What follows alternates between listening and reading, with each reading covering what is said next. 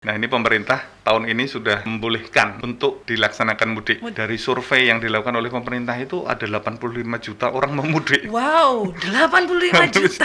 Pak, sekarang nggak usah pakai pulsa, Pak, no WA aja. WA itu nginget nomor WA itu sekian Digit. digit itu kan repot gitu loh. Kita kan ngapalin nomor istri, suami itu kadang-kadang nggak hafal kan. Iya betul. Nah, jangan beranggapan bahwa percuma dong lapor polisi. Selamat datang di podcast UTDI. Nah, Iya. saya lagi mau jadi netizen nih Pak. Terus saya tanya nih, Ya. sama kayak pertanyaan netizen. Ya. Kemana ini kepolisian daerah Yogyakarta ini? Kantornya ada itu. Kantornya ada. Kantornya ada.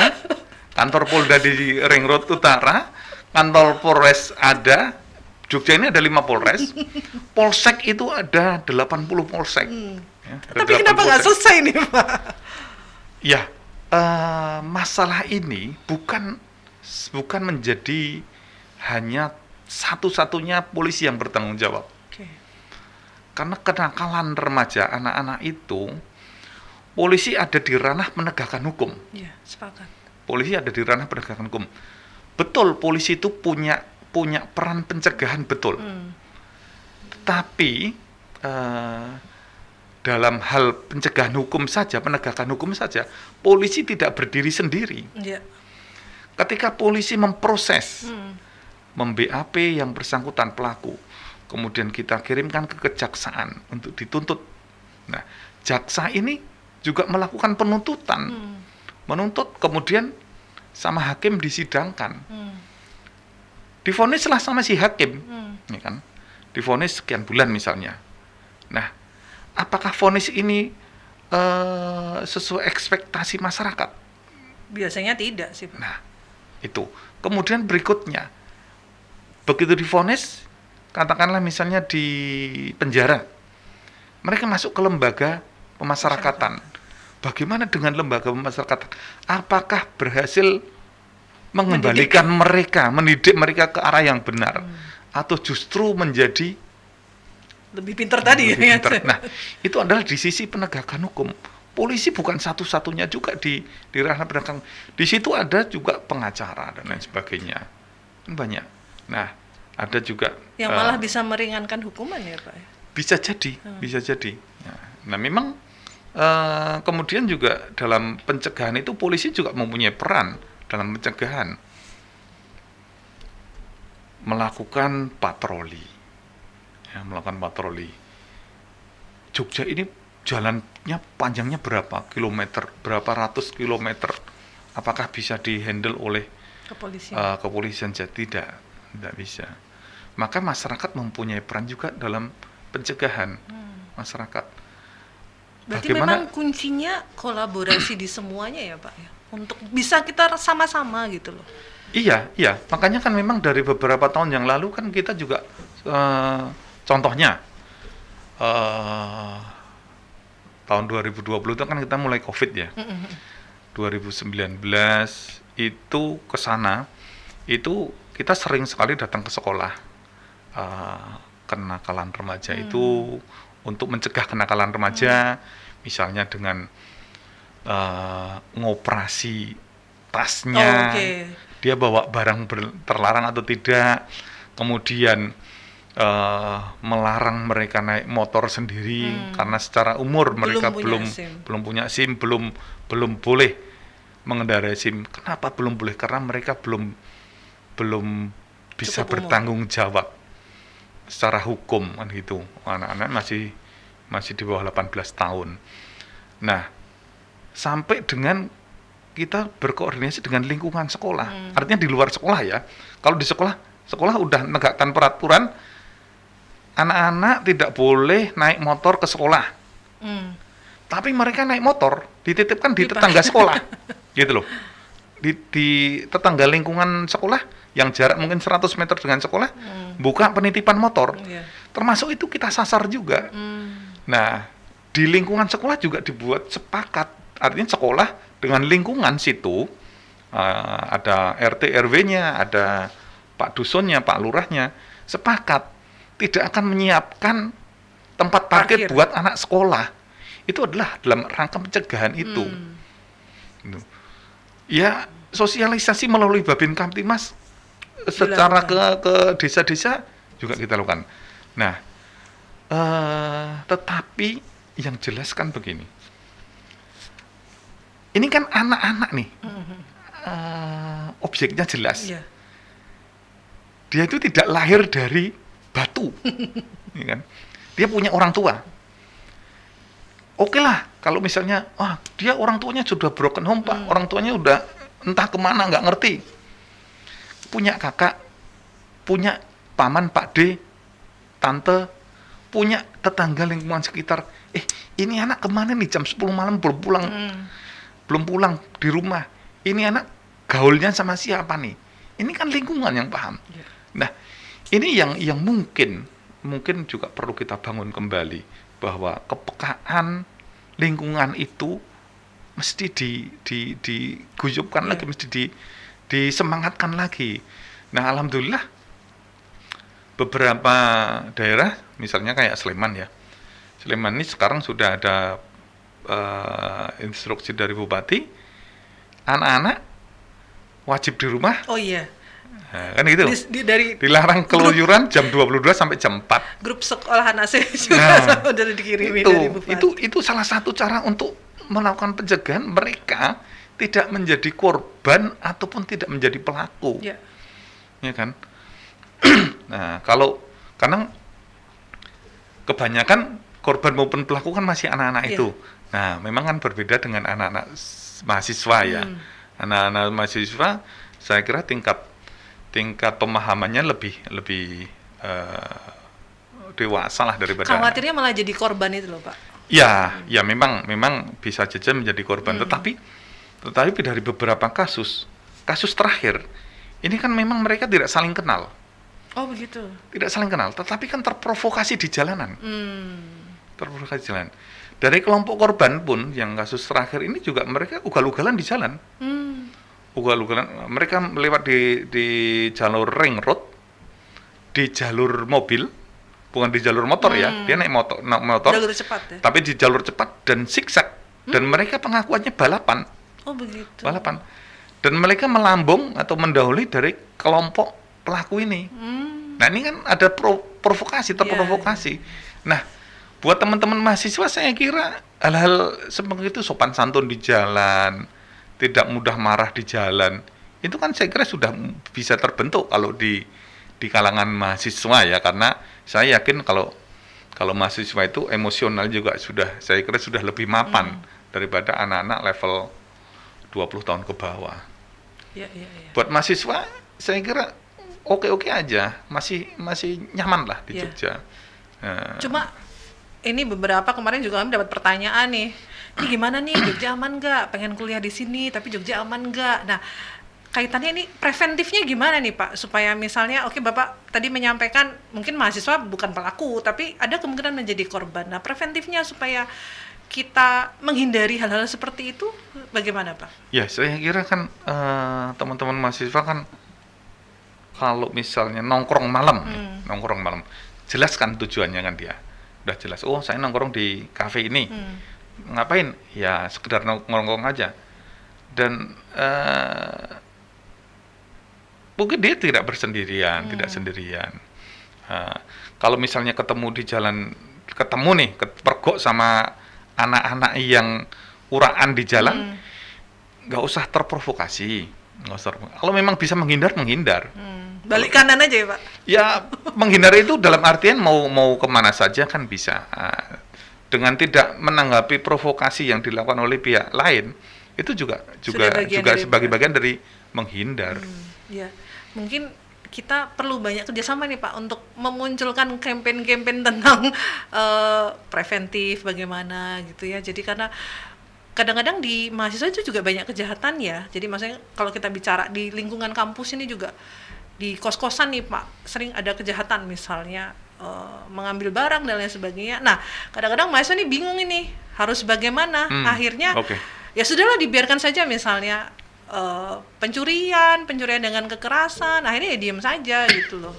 Nah, ini yang kadang-kadang mungkin perlu apa ya Pak, pengetahuan begitu ya Pak, atau informasi bagaimana ya harus dilakukan kalau misalnya kita menjadi korban dari kejahatan ini gitu. Iya, jadi begini, siapapun yang menjadi korban kejahatan, jangan beranggapan bahwa percuma dong lapor polisi. Ah, Ya kan? itu sering banget. Tagar percuma lapor. Tidak, tidak. Jadi begini, polisi mau tahu dari mana kalau terjadi kejahatan kalau tidak dari laporan, ya kan? Kan sudah di-share di medsos Pak. Oke lah di medsos. Tetapi kalau di medsos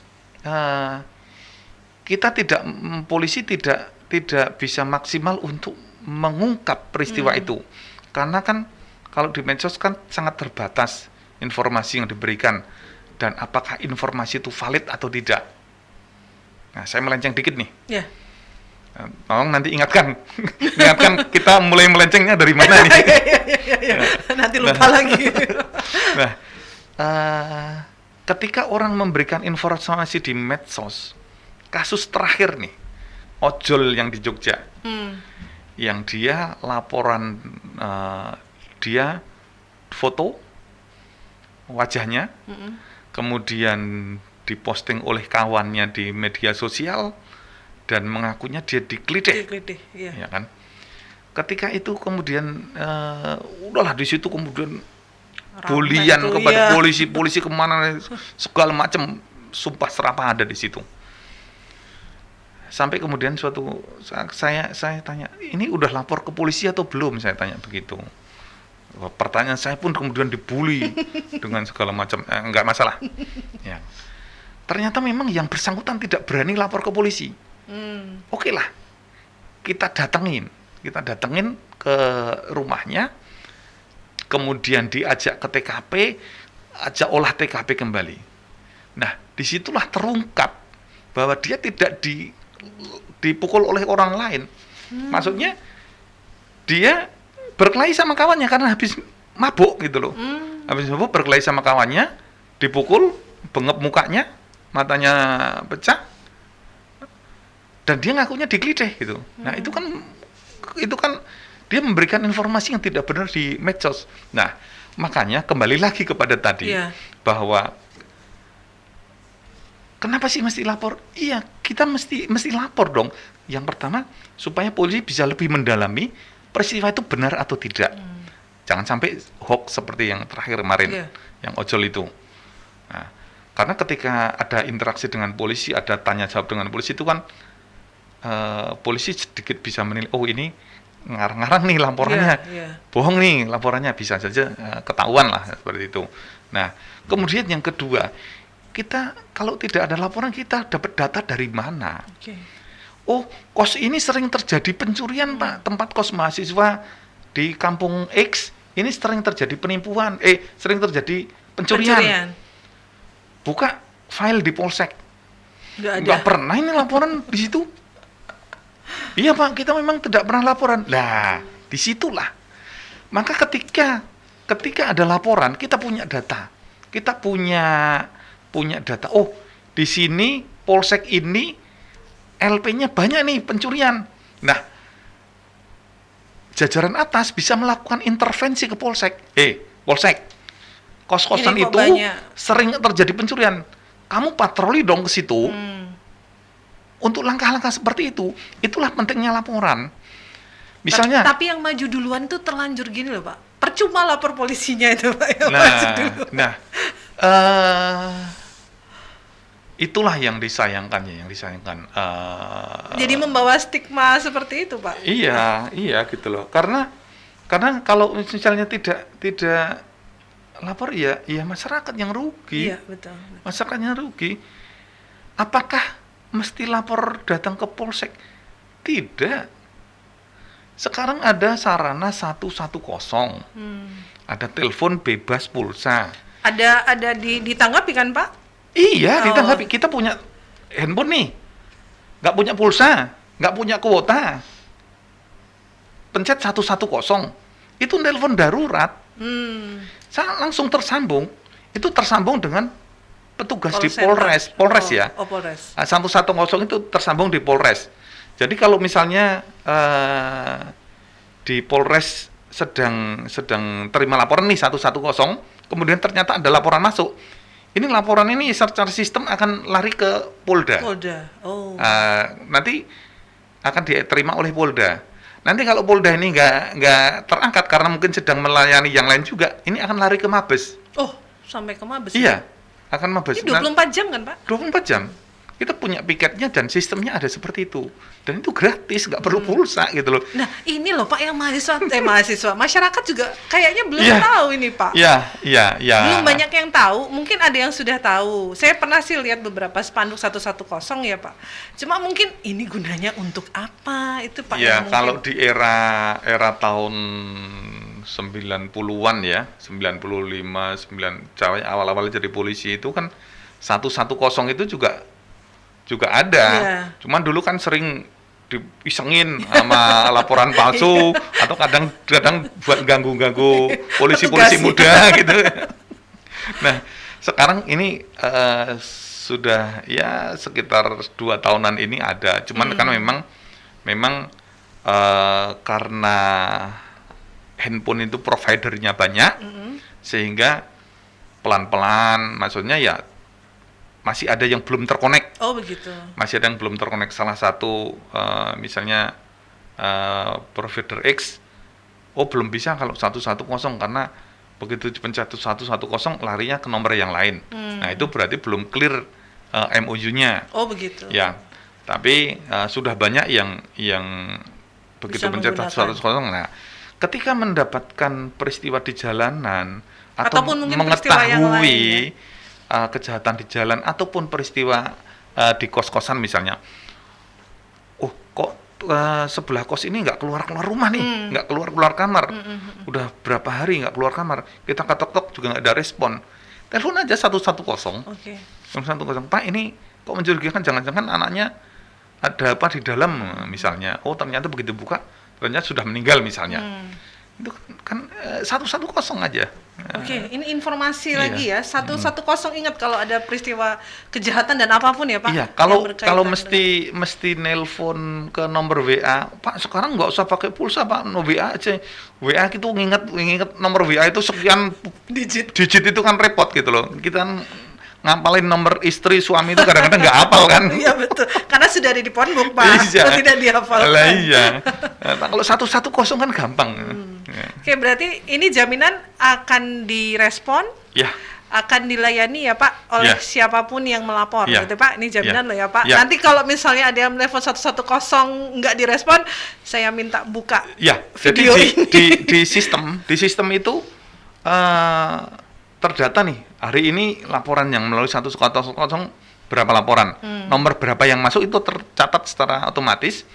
Yang tidak terjawab itu juga otomatis tercatat. Nah, kenapa bisa tidak terjawab misalnya? Bisa saja petugasnya sedang ke toilet belakang misalnya, atau begitu bunyi 1 kali atau 2 kali, begitu mau diangkat sudah terputus. Kan bisa saja, mungkin panik, Iya. ya, panik terus baru 3 kali dada dering, terus kok nggak ngangkat sih, matiin. Bisa saja seperti itu. Jadi tidak selamanya kelalaian petugas. Oke. Tapi bisa saja karena faktor-faktor yang dari penelpon juga. Oke, berarti ini dijamin aman nih Pak ya Jogja ya. Programnya apa saja Pak? Selain tadi patroli, untuk ini mau lebaran juga nih Pak. Biasanya masa-masa rawan ini Pak lebaran. Ya, tentu kan kita memperbanyak kehadiran polisi di jalan, kehadiran polisi di masyarakat. Apakah itu polisi berseragam ataupun polisi yang tidak berseragam, itu kan juga dibanyakin. Karena kan memang kehadiran polisi itu sedikit banyak bisa mengurangi niat jahat. Niat jahat. Kalau di komentar Pak Polisi, patrolinya itu mbok ya jangan pakai mobil dinas toh, pakaian preman saja. Iya, pakaian preman juga patroli, mobil dinas juga patroli gitu loh. Kalau yang preman kan kita nggak tahu ya. Iya, kalau yang pakaian preman kan masyarakat nggak tahu. Kalau misalnya pakaian preman, kilo aku polisi baru patroli, ya jadi nggak jadi ketahuan dong. Mendingan pakai seragam sekalian ya Iya, Pak. gitu loh. Gitu. Tapi ya itulah netizen. Iya. Paling gampang Pak, head comment itu paling gampang. paling mudah soalnya nggak usah Iya, dipikir gitu. iya.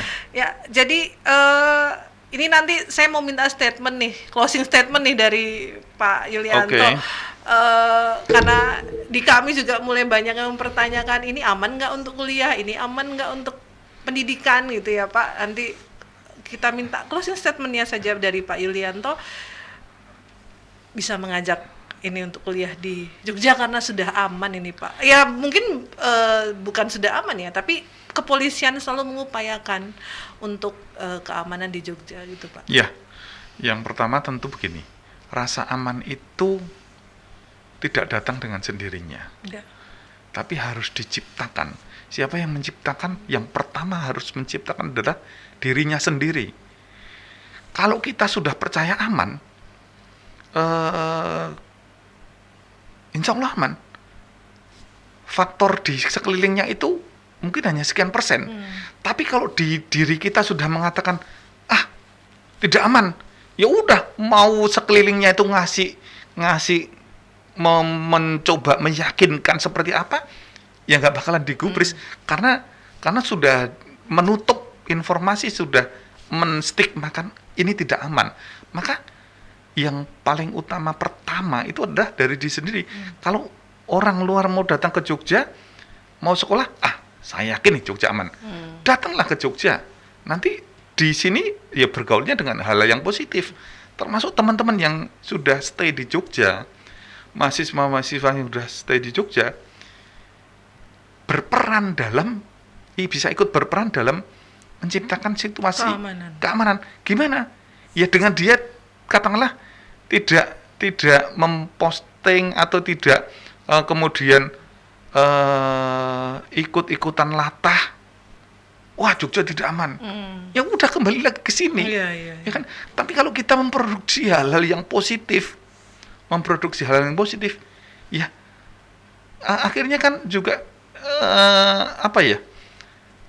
itu membawa energi bahwa sebenarnya situasinya aman karena dengan konsumsi kita di media sosial hal-hal yang positif, maka outputnya juga akan positif. Tapi kalau kita produksinya sudah negatif, ya sedikit banyak negatif juga yang akan keluar.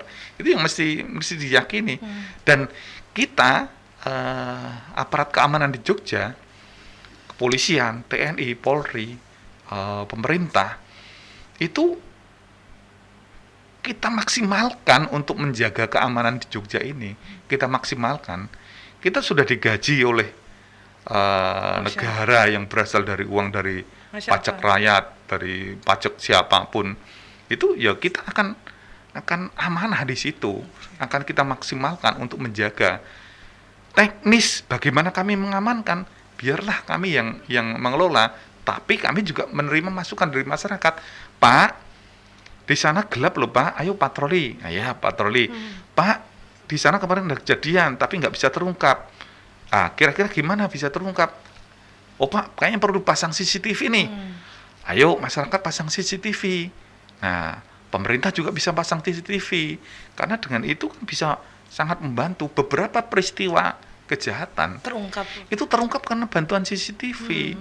Nah, kalau semuanya bisa berperan, alangkah indahnya gitu loh. Jadi sekali lagi yang sudah di Jogja, mari kita jaga keamanan Jogja ini dengan porsi kita masing-masing. Memberikan sesuatu yang positif juga memberikan ya Pak? yang positif, memproduksi yang positif. Tidak, wah kau usah ke Jogja deh, ini baru gini-gini. Aduh, itu energi negatif loh secara tidak langsung. Ya kan? Buat yang belum datang, ya dicoba dulu lah. Coba dulu lah gimana kalau nyamannya ada apa-apa Jogja. telepon 110 ya Pak. Iya. Kalau memang ada kejahatan di jalanan, ada permasalahan 110 kita tindak lanjut. Dijamin loh sama Pak Yulianto Ya. nih 110. Ya. Nah, kayaknya ini waktunya sudah berjalan cukup lumayan ini Pak. Oke. Terima kasih sekali Bapak bisa meluangkan waktu hadir di podcast UTDI. Semoga nanti di podcast-podcast mendatang kita bisa ngobrol lagi dengan Boleh. bahasan yang berbeda yang tidak tentang kejahatan deh Pak. Boleh. Tentang hal-hal Insya yang Allah. positif, tentang Ya. campaign-campaign positif. Ya. Oke, terima kasih sekali lagi. Sehat-sehat selalu Pak. Insya Semoga Allah. lancar urusan-urusannya yang ke depan, terutama yang untuk mudik ini Pak. Ya. 85 juta ini. Iya, iya. Ya, terima kasih. Oke, buat Teknozen semua yang sudah mau mengikuti podcast UTDI pada episode kali ini, saya Ariesta dan Bapak Kombes Pol Yulianto mengucapkan terima kasih. Kita ketemu lagi di episode mendatang.